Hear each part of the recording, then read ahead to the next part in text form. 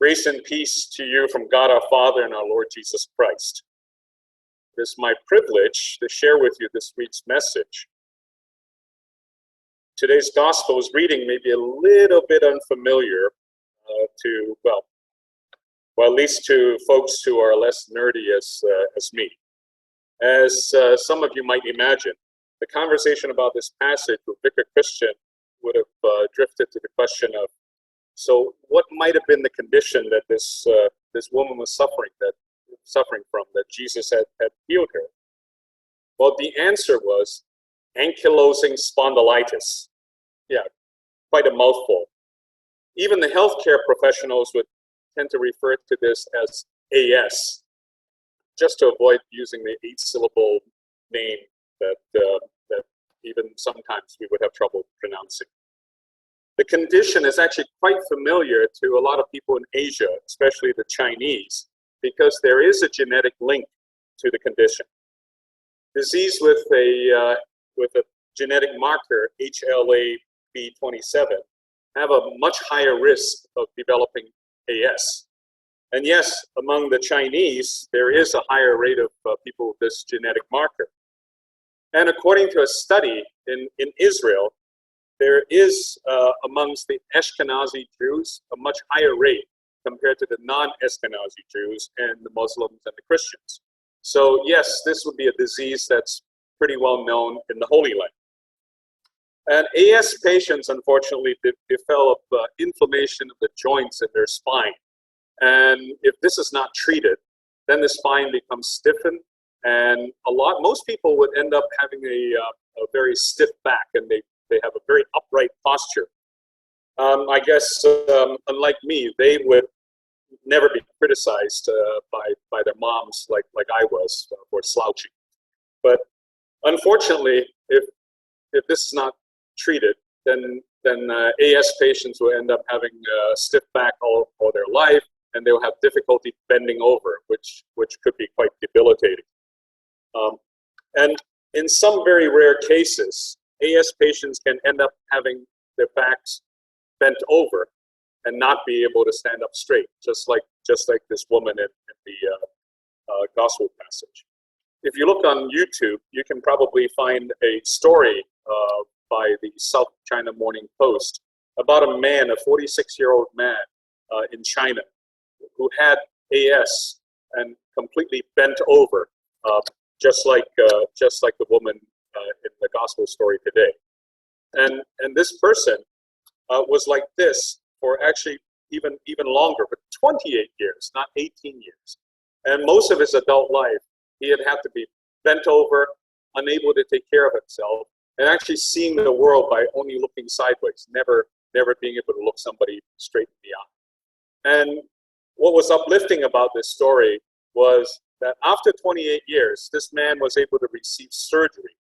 And for the first time, as a 40-something-year-old, he was actually able to stand up straight and now lead a more or less normal life. And as you can see, that this was such a miraculous development for him, that for so many years he had not been able to stand up straight, and then in just a few days he completely recovers. And no doubt this is what the woman in this Bible passage had gone through, a complete transformation of her life.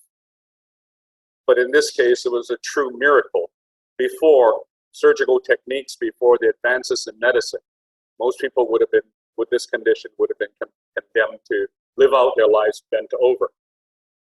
However, this is not the end of the story. As we heard in the gospel, the leader of the synagogue got upset that Jesus had cured this woman on the Sabbath, the day of rest, when no work was supposed to be done. Here, we're actually reminded of the gospel message from previous Sundays. Last week, it was Jesus saying that he comes to bring discord or division.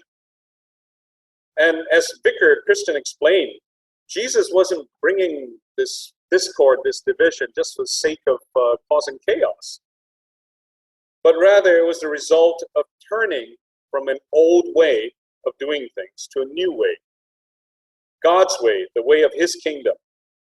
As we see here in this week's gospel, this new way, this way of God's kingdom actually can come into conflict with the old way, the way that people would be used to living their lives. Far too often, it's easy to dismiss this old way and the leader of the congregation synagogue as simply being wrong. That would be a little too simple. As we all know, in real life, things are rarely just black and white, right or wrong. Well, yeah, if only it was that easy, that simple, right? But life really is complicated. How often is it that we see people on the opposite side of a conflict, both believing that their way was right, and both sides being well-intentioned, but maybe sometimes misguided? Here, we see the leader of the synagogue becoming indignant because Jesus had done work on the Sabbath. Notice that he didn't address Jesus directly, but rather he said this to the congregation. He said, "There's 6 days on which work ought to be done. Come on those days to be cured, but not on the Sabbath." And he actually, the leader of the synagogue, actually had the Old Testament and the laws of Moses behind him. The fourth commandment prohibits work on the Sabbath. And the purpose of this commandment really was to keep the day holy and to honor God. But think about it, these same laws also call for generosity to the needy. And by being in the synagogue, this woman who was completely bent over, who can't take care of herself, probably means that she had been taken care of by the community of faith, probably by the leader of the synagogue himself. So we're not talking about some uncaring people, complete villains in this synagogue, but rather people who may be misguided, who feel that their way of interpreting God's law is the right way. And following the rules, that probably also gave them a sense of feeling good about them being following God's law and able to uphold certain standards. And certainly rules are there for good reasons. When they're not followed, things can go terribly wrong. And sometimes really, really badly wrong. And as I mentioned the last time I had the honor to share a message here, I've been really inspired by recent events with some people in responsibility that chose to uphold the law and choosing loyalty to the Constitution rather than to a political party or a leader. If these people hadn't done that, hadn't followed the rules, our whole system of democratic government based on the rule of law could have been put in great jeopardy. So yes, there's a place for following rules, but there are also exceptions.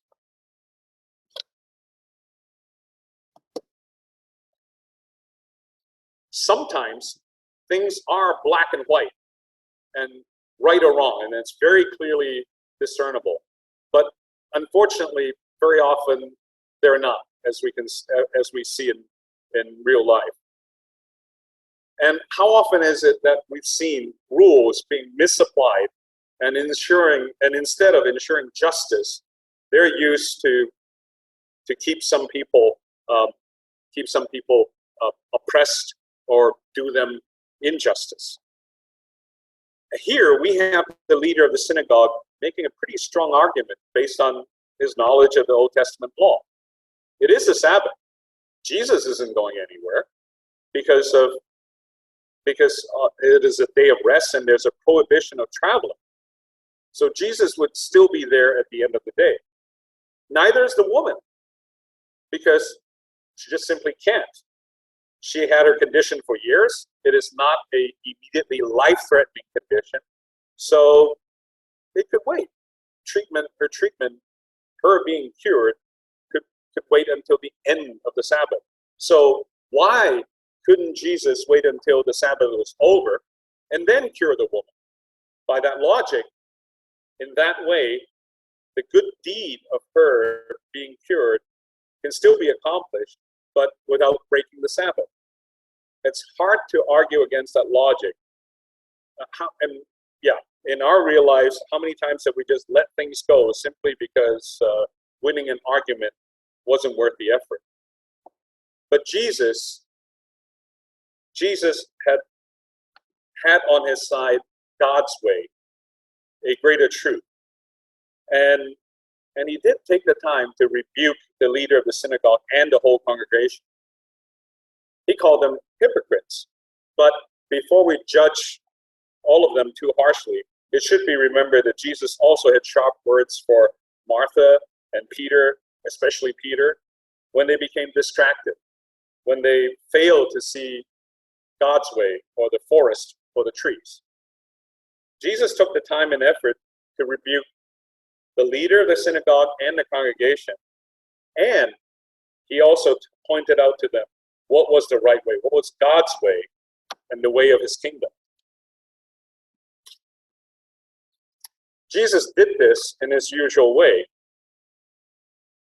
He didn't speak against the law. He didn't speak against the law of the Sabbath, but he pointed out the exception to this law. And he made his point like he usually does in form of questions. He asked, does each of you on the Sabbath not untie his donkey or ox from the manger and lead it away to give it water? He knew that in the Sabbath law in the Torah permitted this. And the congregation and the leader of the synagogue would also know this exception. So if they believe that there can be these exceptions, that is permitted to help animals on the Sabbath, why wouldn't it be hypocrisy if they didn't think that this was permitted to help a person, to free her to free this woman from a debilitating disease? Then Jesus brings it all home with another question. And ought not this woman, a daughter of Abraham, whom Satan bound for 18 long years, be set free from this bondage on the Sabbath day? And think about it, isn't this the type of discord and division that Jesus would bring, that was referred to in the last week's gospel? The conflict of our way of seeing things and doing things versus God's way. Aren't we tempted to follow the letter of the law, sometimes for our own purposes? We do that so that we can check the box, so that we can say what good boys and girls we are, that we can be righteous in the eyes of others, if not in the eyes of God. There are temptations to do things and see things our way, staying inside our comfort zone. I know I have my comfort zone, things that tempt me from seeing and doing things God's way. I tend to be much more logical. I follow science, things that would make sense. But the good thing about our comfort zone is that if they were black and white, sometimes with right or wrong, that might work. We may be able to make the right decision. But I guess I'm thankful that when I talk too much about things that I'm comfortable with, people's eyes glaze over.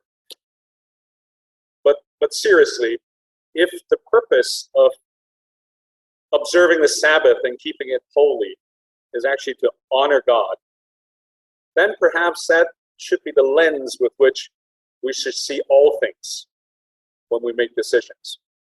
Whether this is for our own benefit, that we follow the rules, or is it God's way?